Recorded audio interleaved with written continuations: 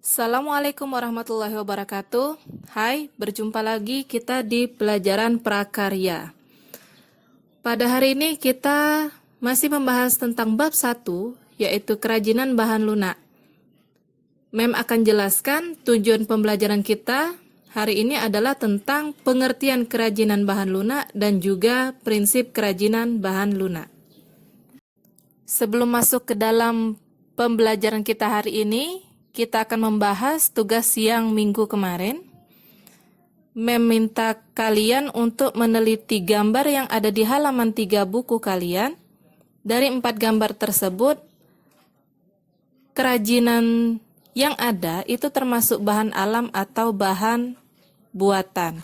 Oke, sekarang kita lihat gambar yang pertama itu adalah kerajinan keramik yang berupa vas hias. Dia bahan dasarnya tanah liat.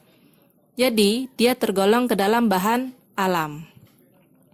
Kemudian gambar yang kedua itu adalah perahu naga. Perahu naga bahan dasarnya adalah getah nyatu. Jadi, dia termasuk ke dalam bahan alam. Kemudian yang ketiga, ada gambar itu berupa miniatur. Bahan dasarnya adalah fiberglass. Dia termasuk ke dalam bahan buatan. Gambar yang keempat itu adalah kerajinan berupa telur, bahan dasarnya adalah polimer clay. Dia termasuk ke dalam bahan buatan. Materi kita hari ini tentang kerajinan bahan lunak.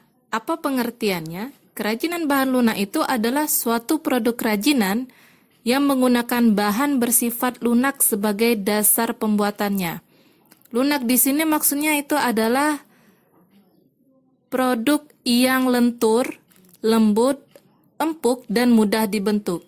Contohnya bisa kalian lihat di sini ada tanah liat, kemudian ada kulit, getah nyatu, polimer clay, kemudian juga ada sabun, lilin, dan juga fiberglass. Itu merupakan contoh-contoh yang bisa kita temui sehari-hari. Mungkin ada juga contoh yang lain yang bisa kita pakai.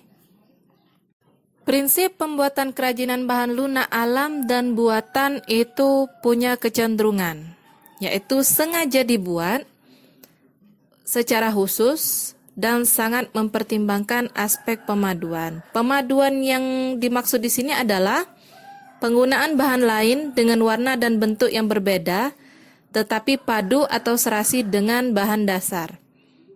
Pemaduan juga dapat dilakukan dengan bahan serupa, tetapi dibuat dengan karakteristik yang berbeda. Pada praktiknya, kerajinan dibuat dengan mempertimbangkan wilayah kerja dengan beberapa prinsip. Yang pertama, ada keterampilan tangan.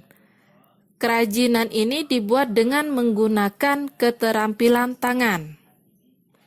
Kemudian yang kedua, ada keterampilan teknik.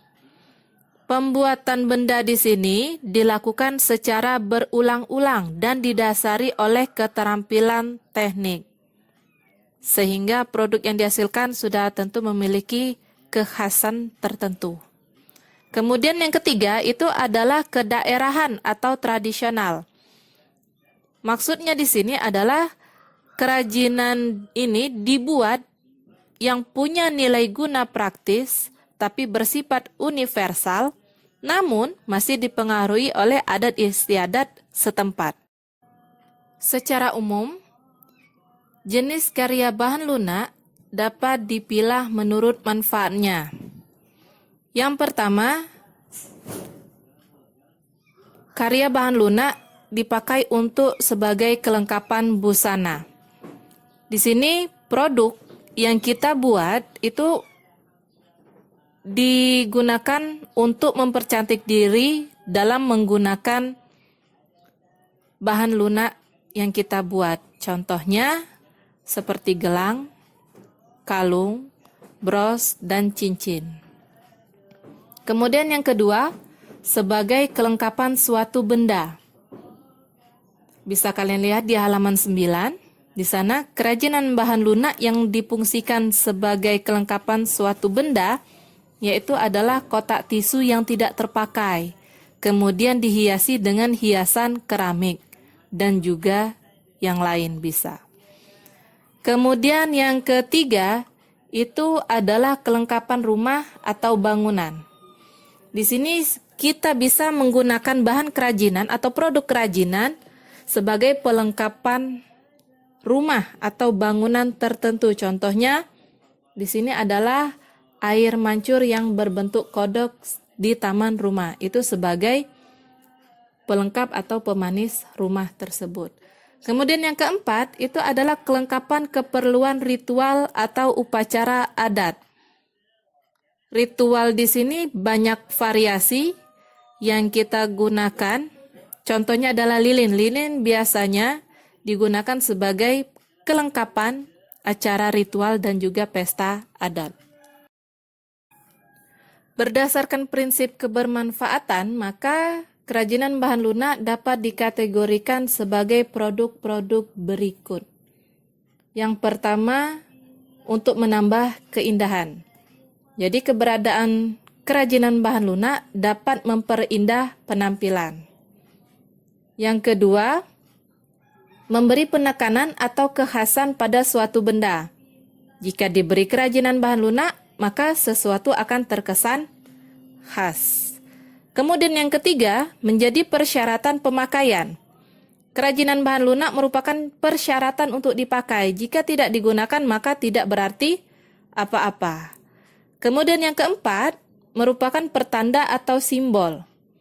Produk kerajinan bahan lunak dijadikan sebagai pertanda atau simbol untuk suatu kepentingan. Yang kelima, dibuat khusus sesuai benda aslinya atau duplikasi. Maksudnya di sini, kerajinan bahan lunak dibuat secara khusus menyerupai bentuk aslinya untuk alasan dan kebutuhan tertentu. Kemudian yang terakhir, sebagai bagian dari karya seni. Karena mencerminkan ekspresi keberagaman budaya Nusantara, maka kerajinan bahan lunak merupakan bagian dari karya seni. Bahan lunak yang digunakan untuk kerajinan kita di sini ada dua macam. Yang pertama ada bahan lunak alam. Bahan lunak alam adalah bahan lunak untuk karya kerajinan yang diperoleh dari alam sekitar. Dan cara pengolahan juga secara alami, tidak dicampur maupun dikombinasikan dengan bahan buatan. Bahan lunak buatan adalah bahan untuk karya kerajinan yang diolah dan dicampur dengan zat kimia tertentu sehingga menjadi lunak, lembut, empuk, dan mudah dibentuk.